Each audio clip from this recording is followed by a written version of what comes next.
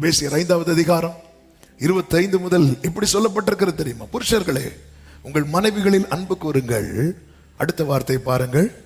அப்படியே கிறிஸ்துவும் சபையில் அன்பு கூர்ந்து, வாசிங்க, தாம் அதை திருவசனத்தை கொண்டு தண்ணீர் முழுக்கினால் சுத்திகரித்து பரிசுத்தமாக்குகிறதற்கும் கரை திரை முதலானவைகள் ஒன்றும் இல்லாமல். பைபிள் அது நாளைக்கு வரும்போது ஆண்டவர் கூட்டிட்டு போயிடுவார். தயவு செய்து பெலிஸ்தியரை ட்ரீட் பண்றது வேற, பரிசுத்தவான்களை ட்ரீட் பண்றது வேற. ஆண்டவர் எப்படி வச்சிருக்கிறார் தெரியுமா? புருஷன் மனைவி, கிறிஸ்து சபை. ஒரு மனைவி எப்படி இருக்கணும் அப்படின்னு புருஷனுக்குன்னு ஒண்ணு உண்டு. ஒரு சின்ன விஷயம் மாறினா கூட புருஷர்கள் அதிகமா கோபப்படுற பர்சன் யாரா இருப்பாங்க தெரியுமா? மனைவியா தான், சொந்த மனைவியா இருப்பாங்க. பைபிள் அப்படிதான் இருக்கு. உங்கள் சொந்த புருஷர்கள் அப்படிதான் இருக்கு. எதுக்கு எடுத்தாலும் அது ஒரு அன்பின் வெளிப்பாடு தான். அது ஒரு அன்பின் வெளிப்பாடு. இந்த அன்பு இல்லாம எரியறவங்க இருப்பாங்க, அவங்க நாளைக்கு எரிஞ்சிட்டு இருப்பாங்க. அது விட்டுருங்க. இந்த அன்பின் வெளிப்பாடு. ஏன்னா ஒரு சின்ன விஷயம் மாறினா கூட அவங்களால அக்செப்ட் பண்ண முடியாது. ஆண்டவர் எப்படி நம்மளை பார்க்க விரும்புறார் தெரியுமா? பரிசுத்தமாகிறதற்கும் கரை திரை முதலானவைகள். சொல்லுங்க, கஷ்டமா இருக்கா சொல்றதுக்கு? சொல்லுங்க.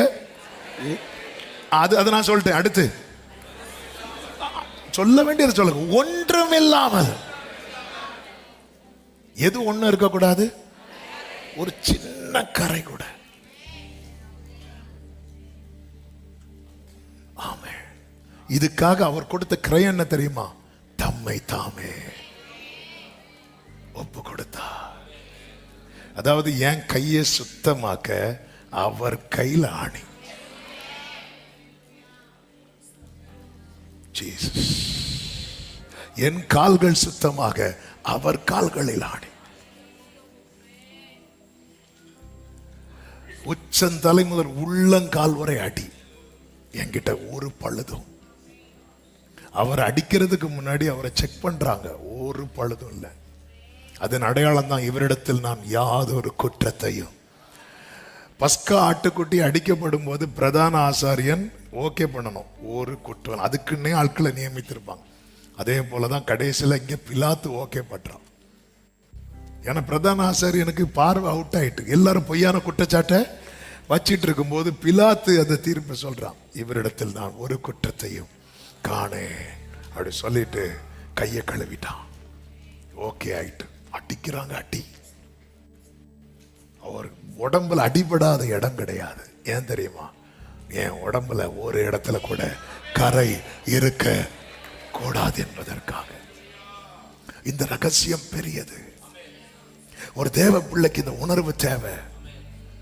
அதனாலதான் கர்த்தர் இந்த வசனத்தை கொடுத்து சீஷர்கள்ட்ட சொன்னார், நீங்கள் சர்வ சிருஷ்டிக்கும் போய் சுவிசேஷத்தை பிரசங்கித்து அவர்களை சீஷராக்கி அவர் பிதா குமாரன் பரிசுத்த ஆவி நாமத்தினாலே அவர்களுக்கு ஞான ஸ்நானம் கொடுத்து நான் உங்களுக்கு கட்டளையிட்ட யாவையும் அவர்கள் கை கொள்ளும்படிக்கு அவர்களுக்கு உபதேசம் பண்ணுங்கள்.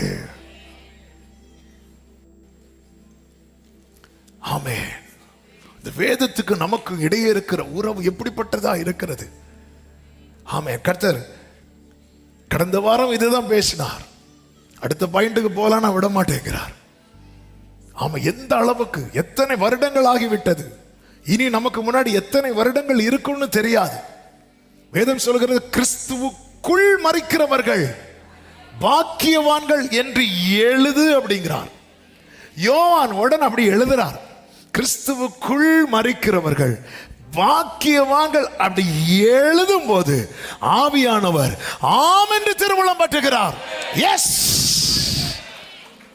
கிறிஸ்துவுக்குள் மரிக்கிறதுனா என்ன? அந்த பசுக்கள் அந்த பிரசனத்தை சுமந்து கொண்டு போய் கர்த்தருக்கு தகன பலியாய் மாறினதல்லவா, அது போல இந்த இந்த இந்த பிரசன்ன நிறைந்த வசனத்தை எவன் ஒருவன் சுமந்து கொண்டு ஓட்டத்தை முடிக்கிறானோ அவன் கிறிஸ்துவுக்குள் மரிக்கிறவன். கிறிஸ்துவுக்குள். ஹல்லேலூயா. வசனம் நமக்குள்ளே, நாம் கிறிஸ்துவுக்குள்ளே. எல்லாரும் இந்த வார்த்தையை சொல்லுங்க. வசனம் எனக்குள்ளே, நான் கிறிஸ்துவுக்குள்ளே. மறுபடியும் சொல்லுங்க. வசனம் எனக்குள்ளே, நான் கிறிஸ்துவுக்குள்ளே. இதான் ஃபார்முலா. இந்த ஃபார்முலா மட்டும் உங்க லைஃப்ல அப்ளை பண்ணிட்டீங்கன்னா, கிறிஸ்துவுக்குள் என் ஜீவன் இணைந்து மறைந்துள்ளது. கிறிஸ்துவுக்குள் என் ஜீவன் இணைந்து மறைந்துள்ளது. நான் அல்ல, ஆமே, நான் அல்ல. அந்த பிரசனத்தை சுமக்கிற அந்த உடன்படிக்கை பெட்டியை சுமந்த அந்த கரவலான மாடுகள் கூப்பிட்டு கொண்டே போச்சுதான். அப்படிதான் பைபிள்ல இருக்கு. கூப்பிட்டு கொண்டே போச்சு. எப்படி கூப்பிட்டுருக்கோம்? அதுக்கு சத்தத்துல சத்தம் போட்டிருக்கோம். என்ன சொல்லியிருக்கும் தெரியுமா? ஆமா, இது நான் நடக்கல, நான் அங்க எங்கேயோ போகக்கூடியவன், ஆனா அவருடைய பெட்டி என் தோல்ல இருக்கு. நான் இன்னைக்கு நேரா நடக்கிறேன், நான் இன்னைக்கு செம்மையா நடக்கிறேன். ஹல்லேலூயா. இதுதாங்க நம்முடைய சாட்சி. மோசே எப்படி இந்த கேரக்டர் மாறிச்சு? தொபியாக்க கேரக்டர்ல மோசே எகிப்துல வளர்ந்தவன் அல்லவா மோசே. அப்ப ஆளோட்டி எபிரேயன் அடிக்கிறத பார்த்ததும் மோசைக்கு அவனை என்ன பண்ணணும்னு தான் தோணுச்சு, அடிக்கணும்னு தான் தோணுச்சு. அவன் அடிக்கிறான், நான் அடிப்பேன். அடிச்சிட்டு வந்து கர்த்தரின் திருவிருந்து, ஆண்டவரே எனக்காக நொறுக்கப்பட்டீர், நானும் ஒருத்தரை நொறுக்கிட்டு இப்பதான் வந்தேன் ஆண்டவரே. ஆமென். அவன் எகிப்துல இருந்தான், அவனை வெளியே கொண்டு வந்து வார்த்தை எத்தனை நாள் இரவு பகலா பேசி முகமுகமா பேச பேச பேச இப்ப ஆரோன்னு அகெயின்ஸ்டா பேசுறாங்க. அதாவது சிலர் இருக்கிறாங்க பாருங்க, நம்ம மோசமா இருக்கும் போது அமைதியா இருப்பாங்க, நம்ம திருந்திட்டோன்னு தெரிஞ்சிட்டுன்னு வைங்களேன், வந்து வந்து நிப்பாங்க. இப்ப அடிங்க அப்பதான் கை விறு விறுன்னு வரும். மோசைக்கு விறு விறுன்னு வரல, ஏன்னா தொபியா கைட்டம் எல்லாம் உள்ள இருந்து வெளியே போயிட்டு உள்ள சட்டியில இருக்கிறது தானே. சில சொல்லுவாங்க பாரு, இன்னைக்கு திருவிருந்து எடுத்துட்டு வந்த இல்லைன்னா தெரிஞ்சிருக்கும், ஏன்னா ஐட்டம் உள்ள இருக்கு. அது வெளியே வர்றதுக்கு 2 நாள் ஆகும், டியூஸ்டே. ஏன்னா சண்டே தான் உள்ள போட்டு ரசத்தோட கூட அதையும் விழுங்கி இனி அது கொஞ்சம் கொஞ்சமா வெளியே வரும். மண்டே வந்து அப்படி நினைவுல இருக்கும், மண்டையில நிற்கும். செவ்வாய் தோஷம், டியூஸ்டே வந்து அடிக்கும் பாருங்க. உடனே புதன்கிழமை போச்சு, அடுத்த வெள்ளிக்கிழமை உபவாசம், சனிக்கிழமை ஆயத்தம், ஞாயிற்றுக்கிழமை ஆரவாரம், அடுத்து மண்டையில நிற்கும். இப்படியே போயிட்டு இருக்கு. இல்ல இல்ல இப்ப மோசே என்ன பேசினாலும், ஏன் உன்கிட்ட மட்டும் தான் கர்த்தர் பேசுவாரா? ஒரு 40 வருஷத்துக்கு முன்னாடி ஆரோனே பேசலான்னு வரும்போது மோசே இப்படி ஆம்சம் காட்டுவார். சிலர் அப்படியே இருப்பாங்க தெரியும், போட்டோ கூட இப்படி தான் நிற்பாங்க. பொண்ணு பார்க்க போட்டோ கூட இப்படி கொடுக்கறவங்க இருக்கிறாங்க. ஏன்னா பொண்ணு நாளைக்கு அடிக்கணும்னு தீர்மானத்தோட வந்துடக்கூடாது. ஆரோன் இப்படி பேசுவார 40 வருஷத்துக்கு முன்னாடி, மிரியாம் பேசுவாங்களா 40 வருஷத்துக்கு முன்னாடி? இல்ல இல்ல, அந்த இடத்துல தான் கேரக்டர் எழுதப்படுது. அவன் சாந்த குணமுள்ளவன். எப்படி மோசே சேஞ்சஸ்? என்ன ஆச்சு? பேசுறார். தள்ளி நின்று கேட்டேன், கொஞ்சம் பக்கத்துல வந்து கேட்டேன், இப்ப ஃபேஸ் டு ஃபேஸ். தொபியாக்க எதுவுமே என்கிட்ட இல்லை. எகிப்துக்கு வாசனை கூட இப்ப மோசேட்ட கிடையாது. எகிப்து வீட்டுல வளர்ந்தவன், அந்த ஸ்மெல்ல கூட மோசேட்ட கிடையாது. பரலோக ஸ்மெல் அடிக்கும் மோசே கிட்ட. பரலோக ஸ்மெல், அந்த முகம் வந்து ஜீசஸ் சபையே, அந்த அவரை அறிகிற அறிவின் வாசனை, பரலோக ஸ்மெல் தான் நம்ம மேல அடிக்கணும்.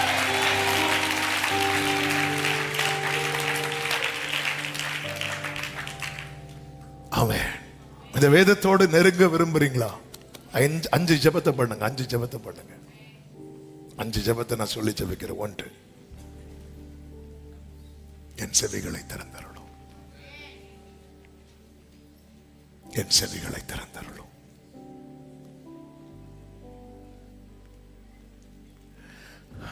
நமக்கு தெரியும் ஸ்தேவான் வந்து ஆவியில நிறைந்து பேசுவார். பழைய ஏற்பாட்டை எவ்வளவு பரிசுத்த ஆவியானவருடைய வெளிப்பாட்டோடு பேசுவார் தெரியுமா? நீங்க அப்போஸ்தலர் 7வது அதிகாரம் வீட்டில் போய் படிங்க. அப்படியே என்ன ஒரு ஞானம், என்ன கிருபை! தான் ஆவியில நிரம்பும் போது வெளிப்படுகிற அந்த விஸ்டம், அந்த கிரேஸ், க்ளோரி. அப்படி பேசும்போது கேட்ட ஜனங்கள் வந்து காதை என்ன பண்ணாங்களா? இப்படி ஒரு நிலைமை மட்டும் நம்ம லைஃப்ல வரவே கூடாது. அதனாலதான் ஆண்டவரே என் செவிகளை திறந்தருளும். ஆண்டவர் அந்த ஒரு செவிடன், கொன்னை வாய் உடையவன், அவனை ஜனங்க கூட்டிட்டு வரும்போது இந்த காதுல எப்படி கைய விரல வச்சு எப்பத்தான் ஆறாம். தாவீது சொல்லுகிறான் சங்கீதம் 40:6, பலியையும் காணிக்கையும் நீர் விரும்பாமல் என் செவிகளை திறந்தீர். அதன் அர்த்தம் என்ன? செவி, வார்த்தைக்கு செவியை அடைக்கிறவனுடைய பலியையும் காணிக்கையும் கர்த்தர் என்ன செய்ய மாட்டார்? சொல்லுங்க, விரும்பவே மாட்டார். விரும்ப மாட்டார். வசனத்தை கேட்க மாட்டேன், ஆனா ஃபுல்லா நான் வர்ஷிப் பண்ணிட்டே இருப்பேன்னா விரும்பவே மாட்டார். இந்த காது திறக்கப்பட்டவனுடைய மனநலம் எப்படி இருக்கும் தெரியுமா? 7வது வசனத்துல புஸ்தக சுருளில் என்னை குறித்து. அப்போ வசனம் கேட்க செவியை திறக்கிறதுனா என்ன தெரியுமா? இன்னைக்கு என்கிட்ட என்னை பத்தி எனக்கு என்ன சொல்ல போறார் இந்த மனநிலைமையில. இன்னைக்கு என்ன, இன்னைக்கு செய்தி, இன்னைக்கு தொபியா, இன்னைக்கு என்ன செய்தி, இன்னைக்கு நெகேமியா, இன்னைக்கு எனக்கு தான். இன்னைக்கு செய்தி என்ன? இன்னைக்கு அவங்க இருந்திருந்தா நல்லா இருந்திருக்கும். யாரு? ஆண்டவரா. என்னை குறித்து எழுதி இருக்கிறது, என்னை குறித்து எழுதி இருக்கிறது. செவியை திறந்தவர்கள் பெந்தேகோஸ்தே நாள்ல ஆவியானவர் இறங்குகிறார். கேட்கிறவங்க செவியை திறக்கிறார். ரட்சிக்கப்பட நாங்க என்ன பண்ணணும் அப்படி கேட்கிறாங்க. இவங்க என்ன செய்யறாங்கன்னா, இயேசு வந்து வாழ்ந்து மரித்த காரியத்தை சொல்லும் போது நான் என்ன பண்ணணும் அப்படி கேட்கிறாங்க. இதான் செவியை திறக்கிறது. ஒரு செய்தி கேட்கும் போது ஆண்டவர் நான் என்ன பண்ணணும், நான் பைபிள் படிக்கும் போது ஆண்டவர் நான் என்ன பண்ணணும் அப்படிங்கிற ஒரு மனநிலைமே வரலன்னா நம்ம செவிகள் அடைக்கப்பட்டிருக்கிறது என்று அர்த்தம். செவியை திறந்தருளும் ஆண்டவரே. ஏசாயா 29:17-18 சொல்லப்பட்டிருக்கிறது, கொஞ்ச காலத்தில் லீபனோன் செழிப்பான வயல்வெளியாய் மாறும். அப்படி மாறும்போது என்ன ஆகுமாம்? அக்காலத்தில் செவிடர் புஸ்தகத்தின் வசனங்களை கேட்பார்கள். நம்ம வசனம் கேட்க ஆரம்பிச்சிட்டோம்னு வைங்கள, 29:20 சொல்லப்பட்டிருக்கிறது, கொடியவன் அற்று போயிருவான். நமக்குள்ள அந்த மோசமான கேரக்டர் இருக்கும் பாருங்க. நான் ஸ்பிரிச்சுவல் பார்வையில சொல்றேன். இந்த செவி எனக்கு என்கிட்ட தான் பேசுறார். இந்த மனநிலையில வசனத்தை கேட்க பழகிட்டோம்னா, வசனத்தை படிக்க பழகிட்டோம்னா, நமக்குள்ள இருக்கிற அந்த மோசமான, உங்ககிட்ட இருக்கிறதுல மோசமான கேரக்டர் என்ன சொல்ல வேண்டாம். உங்களுக்கு தெரியும்ல, இந்த கேரக்டர் என்கிட்ட ஃபர்ஸ்ட். ஆமே. சில சொல்லுவாங்க பாருங்க, என் புருஷன் குடிக்கலைன்னா தங்கம், குடிச்சா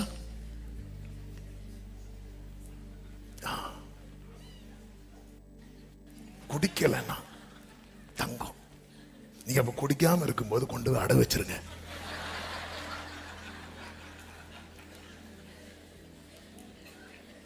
நம்ம எல்லாரும் தேவன் மனிதனை எப்படி படைத்தார்? செம்மையானவனாகவே படைத்தார். யாரையும் தீமையானவனா படைக்கல. ஆனா அந்த கொடியவன் இருக்கான் பாருங்க, தொபியா.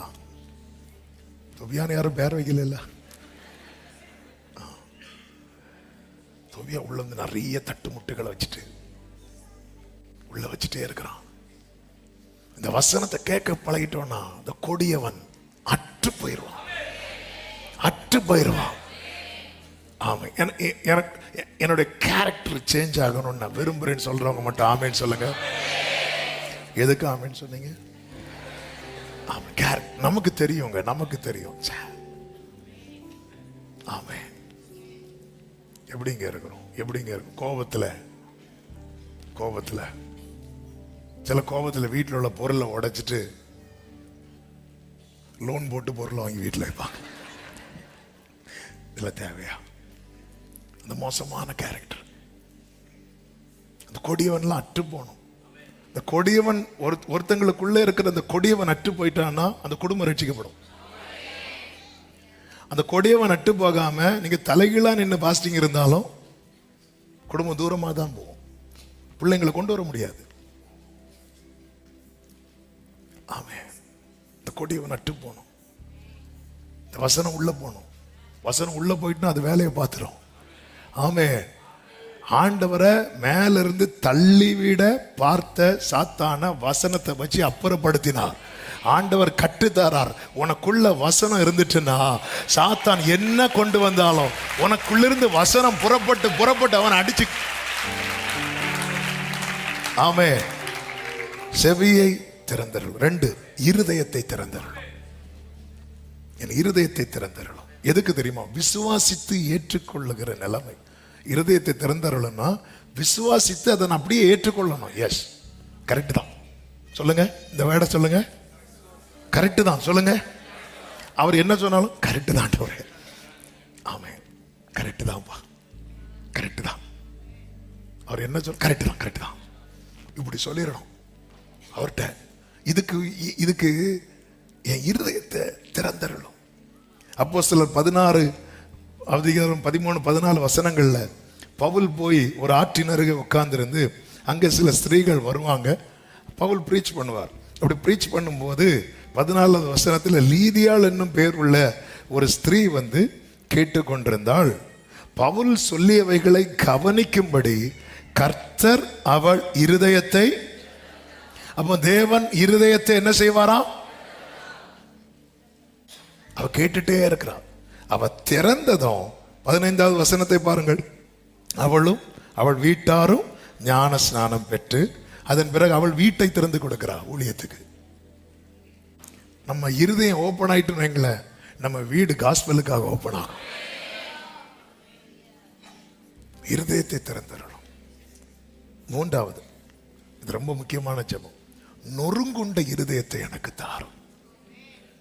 எதுக்கு அப்படின்னா ஏசாயா 66:2 சொல்லப்பட்டிருக்கிறது, என்னுடைய கரம் இவைகளெல்லாம் சிருஷ்டித்ததினாலே இவைகளெல்லாம் உண்டாயின என்று கர்த்தர் சொல்லுகிறார். ஆனாலும் சிறுமைப்பட்டு ஆவியில் நொறுங்குண்டு என் வசனத்துக்கு. எதுக்கு நொறுங்குண்ட இருதயத்தை தாங்கன்னு கேட்கணும்னா, எப்பவுமே இந்த பைபிள் படிக்கும் போது நமக்குள்ள என்ன இருக்கணும் தெரியுமா? தேவ பயம் இருக்கணும். தேவ பயம் எப்பவுமே. அந்த பயம் இருந்தா பைபிளை நம்ம வந்து சும்மா படிக்கவே மாட்டோம். ஆமென், ஹல்லேலூயா, ஹல்லேலூயா, ஆமென். Thank you Jesus. அதாவது ரொம்ப பிரியமானவங்க நமக்கு ஒரு லெட்டர் போட்டாங்கன்னா ஆசையா தரப்போல, சந்தோஷமா வாங்கி தரப்போம். திடீர்னு போஸ்ட் வருது, ஒரு வக்கீல் நோட்டீஸ் வருது, ஒரு பயம் வருமா? வரும். இப்படி எல்லாமே அடங்கினது தான் என்ன தெரியுமா? பைபிள். நான் எவ்வளவுதான் களி கூர்ந்தாலும் எனக்குள்ளே அந்த ஒரு தெய்வ பயம் இருந்துட்டே இருக்கணும். ஏன்னா கர்த்தருக்கு பயந்து அவர் வழிகளில் அப்ப இந்த கர்த்தருக்கு பயப்படுகிற பயம் ஒருத்தனை விட்டு போயிட்டுனா அவன் அவர் வழிகளில் நடக்கிறதுக்கு என்ன செய்வான்? யோசிப்பான். புரியும்படி சொல்றேன். இந்த சீமை தாவீதை கல்லை தூக்கி போட்டு சபிப்பான். தாவீது திரும்பி வரும்போது சீமை மன்னிப்பு கேட்பான். தாவீது கொல்ல மாட்டார். ஆனா தாவீது மரிக்கிறதுக்கு முன்னாடி சாலமோனை கூப்பிட்டு சொல்லுவாரு, நீ அவன்கிட்ட கொஞ்சம் கேர்ஃபுல்லா இருந்துக்கோ, அவன் கேரக்டர் வந்து எப்போ கல்லை தூக்கி எரிவான் தெரியும், அது ஞானமா இருந்துக்கோ, ஒவ்வொருத்தரை எப்படி உனக்கு யாரை உனக்குள்ள எல்லைக்குள்ள விடணும், யாரை எல்லைக்குள்ள விடக்கூடாது, அதில் ஞானமா இருந்துக்கோ சொல்லிட்டு போயிட்டார். அதே போல சாலமோன் சீமையை கூப்பிட்டு சொல்லுவார், எங்க அப்பா ப்ராமிஸ் பண்ணிட்டாங்க, அதனால எனக்கு உன்னை கை வைக்க முடியாது, அதனால நீ எருசலேம்ல இரு, அந்த நதியை தாண்டி நீ என்ன பண்ணிடக்கூடாது, வந்துடக்கூடாது, அது வந்தா உன் உயிர் வந்து அவுட் ஆயிரும், இதான் அவன் கண்டிஷன். அவன் வந்து அநேக நாள் அப்படி இருந்தானா, பயந்து பயந்து பயந்து பயந்தது, அந்த எல்லையை தாண்டாம அப்படியே இருந்தான். நாள் போக போக போக அவனுக்குள்ள என்ன போயிட்டு தெரியுமா? பயம் போயிட்டு. பயம் போனதும் இவனுடைய ஆட்கள் எல்லாம் தாண்டி போயிட்டாங்க. ஆளு முக்கியமா உயிர் முக்கியமா? ஆனா இவன் அந்த ஆட்களை தேடி எல்லாம் தாண்டி போயிட்டான். ரீசன் என்ன தெரியுமா? அவனை விட்டு எது போயிட்டு, இந்த பைபிளோடு நம்ம ரொம்ப பழக பழக பழக நம்ம ரொம்ப கவனிக்க வேண்டிய ஒரு காரியம் என்ன தெரியுமா? அந்த பயம் போயிடும். எல்லா பயம், நரகத்தை குறித்த பயம், அந்த பயம், இந்த பயம், அதெல்லாம் போட்டோம், அது போனோம். ஆனா தேவனை குறித்த பயம் இருக்குல்ல, அது ரொம்ப முக்கியம். இயேசு அவருடைய மகன். ஆனா நீங்க பைபிள்ல இயேசுவுக்கும் பிதாவுக்கும் இடையே இருக்கிற நிறைய கான்வர்சேஷனை பார்த்தீங்கன்னா தெரியும். நிறைய இடத்துல இயேசு அவர் பக்கத்தில் இருந்துட்டு ஆண்டவர் தான் சொல்லுவார், கர்த்தர் தான் சொல்லுவார். இப்படிதான் சொல்லுவேன். அந்த ரெஸ்பெக்ட், இந்த பயங்கிறது, ஐயோ அடிச்சிருவாரு, கண்ணை குத்திடுவார், அந்த பயம் இல்லை. அந்த நான் பிதாவானால் எனக்குரிய கனம் எங்கே, இந்த பயம். பைபிள் இது எடுத்த உடனே ஒரு தரப்பு, அது ரெண்டா கையில வரும், அப்புறம் ஒட்டி வைக்கிறது இல்ல. அதுக்காக நீங்க அதுக்கு முன்னாடி நின்று சிலர் வந்து ஒண்ணு இந்த அர்த்தம் அப்படி அல்ல. அது ரெஸ்பெக்ட். அப்பா பேசுறாரு, இன்னைக்கு அவர் என்கிட்ட ஏதோ சொல்ல விரும்புறார். ஆமென். பயத்தோடு நொறுங்குண்ட இருதயம், இந்த நொறுங்குண்ட இருதயத்தை கர்த்தர் என்ன செய்ய மாட்டார் தெரியுமா? புறக்கணிக்கவே மாட்டார். நாலாவது, தினந்தோறும் வேதத்தை ஆராய கிருபை. தினந்தோறும், டெய்லி. பைபிள் படிக்கிறது இல்ல, பைபிளை டெய்லி. ஆமென் ஆமென். பெரோயா பட்டணத்தார் தினந்தோறும் என்ன பண்ணாங்களா? வேத வாக்கியங்களை ஆராய்ந்தாங்க. அதனால அவங்க கேரக்டர் மாறிச்சு. Daily daily Bible meditation. என்ன பண்ண வச்சிருங்க ஆண்டவரே, ஆமா என்ன பண்ண வச்சிருங்கப்பா. நான் படிச்சுட்டு வெளியே போற வசனம் என் கூடவே டிராவல் ஆகணும் ஆண்டவர். அந்த டே ஃபுல்லா என் பக்கத்துல யார் வந்து பேசினாலும் அதை பத்தி 2 வார்த்தை சொல்லணும் ஆண்டவரே. ஆமென். ஹல்லேலூயா. ஐந்தாவது, யாக்கோபு 1:22 சொல்லப்பட்டிருக்கிறது, நீங்கள் உங்களை வஞ்சியாதபடிக்கு திருவசனத்தை கேட்கிறவர்களாய் மாத்திரமல்ல, அதன்படி செய்கிறவர்களாயும் இருங்கள். ஆண்டவரே, இந்த வசனத்தை செய்கையாக்க எனக்கு உதவி செய்யும். இந்த வசனத்தை, ஆமென், ஆண்டவர் கிருபை செய்வாராங்க, கிருபை செய்வார். ஒரு வசனத்தை சொல்லி செபிக்கிற நேரம் ஆகிவிட்டது. 103வது சங்கீதம் அதனுடைய 17, 18 வசனங்களை வாசியுங்கள், செபிக்கலாம். கர்த்தருடைய கிருபையோ அவருக்கு பயந்தவர்கள் மேலும், அவருடைய நீதி அவர்கள் பிள்ளைகளுடைய பிள்ளைகள் மேலும் அனாதியாய் என்றென்றைக்கும் உள்ளது. அடுத்த வார்த்தை, இந்த வார்த்தை கவனிக்கணும். அவருடைய உடன்படிக்கையை கை கொண்டு அவருடைய கட்டளைகளின்படி செய்கிறவர்கள் என்றல்ல, செய்ய நினைக்கிறவர்கள். ஒருத்தன் செய்யணும்னு நினைக்கிறான் தெரியுமா, அவன் மேல கர்த்தர் என்ன வைக்கிறார் தெரியுமா? கிருபை. அந்த கிருபையை வச்சிட்டாருன்னா அவன் செஞ்சிருவான். ஏன்னா ஆண்டவருக்கு தெரியும் இந்த மாம்சம் என்ன உள்ளது, பலவீனம் உள்ளது. ஆனா நான் இது அதுக்குதான் இந்த ஜெபங்கள். ஏன் இந்த ஜெபங்கள் செய்ய சொல்றேன்னா, இது நான் செய்யறேன்னா நான் என்ன நினைக்கிறேன், நான் எதை விரும்புறேன், அவருடைய வார்த்தையின்படி நான் செய்யணும்னு விரும்புறேன். செய்ய நினைக்கிறவர்கள் மேல கர்த்தருடைய கிருபை. இந்த வசனத்தின்படி நான் செய்யணும்னு நினைக்கும் போது என் மேல கர்த்தர் இதை செய்யறதுக்கு எவ்வளவு கிருபை வேணுமோ அவ்வளவு கிருபையை தருவார். அப்படி கிருபையை நான் பெற்றுக்கொள்ளும் போது என் தலைமுறை மேல கர்த்தருடைய நீதி இருக்கும். அந்த நீதி என்ன தெரியுமா? ஆபிரகாம் கீழ்ப்படிந்ததுனால ஈசாக்கு நான் உன்னை பிளஸ் பண்ணுவேன். யாக்கோபே நீ படுத்திருக்கிற பூமியை நான் உனக்கு தருவேன். ஆண்டவரே என் செவிகளை திறந்தருளும், என் இருதயத்தை திறந்தருளும், நொறுங்குண்ட இருதயத்தை எனக்கு தாரும். ஆண்டவரே தினந்தோறும் வேதத்தை ஆராய எனக்கு கிருபை தாரும். ஆமென். வசனத்தை செய்கையாக்க உதவி செய்யும். தீட்டுள்ளவன் அதிலே பிரவேசிப்பது இல்லை. ஆவியானவர் சபைகளுக்கு சொல்லுகிறதை காதுள்ளவன் கேட்க கடவன்.